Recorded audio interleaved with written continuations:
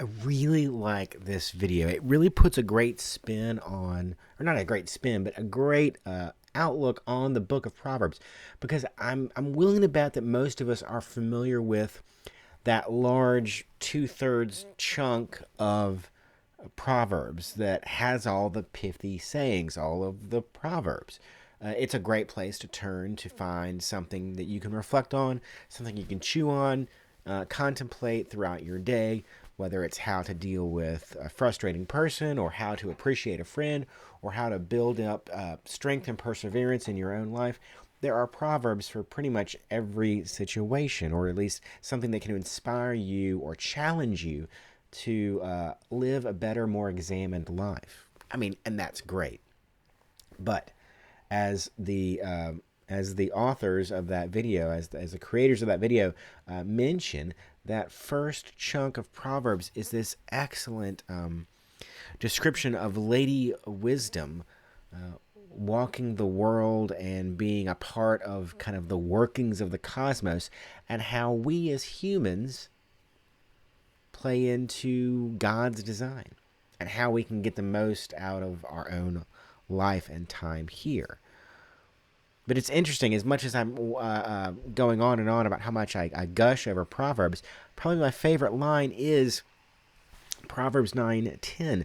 The fear of the Lord is the beginning of wisdom. The fear of the Lord is the beginning of wisdom, and the knowledge of the Holy One is understanding. It's some amazing stuff. It's really fantastic. And I wish that we had more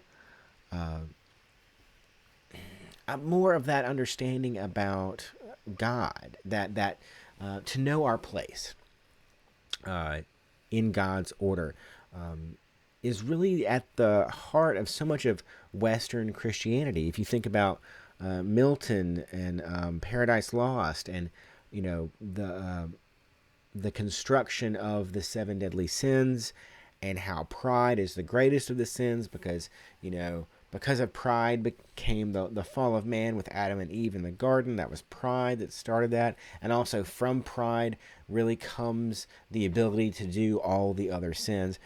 And so even that's a very a Christian way of looking at it. Pride makes us want to be before God, ahead of God, in front of God, to push God to the side or to the background. And so we're doing our own thing.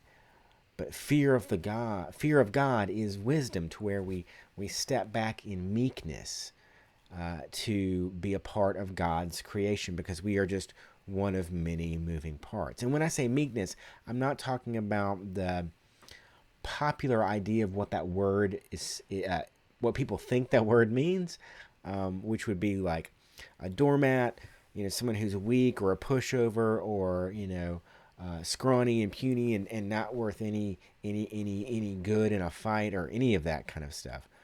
Meekness actually means people who know their place and their limitations and what they can and can't do.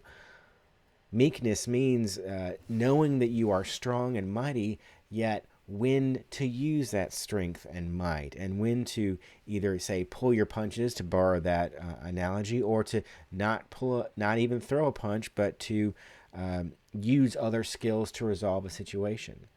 That is meekness. And so when Jesus says in the Beatitudes, the meek shall inherit the earth, Jesus isn't talking about people who are too weak to do anything about their place in life, or the hungry who are wrapped up in a blanket. Certainly those poor and those helpless are blessed.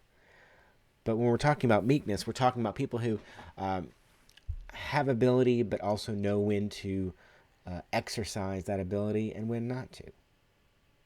Fear of the Lord is wisdom, the beginning of wisdom, at least.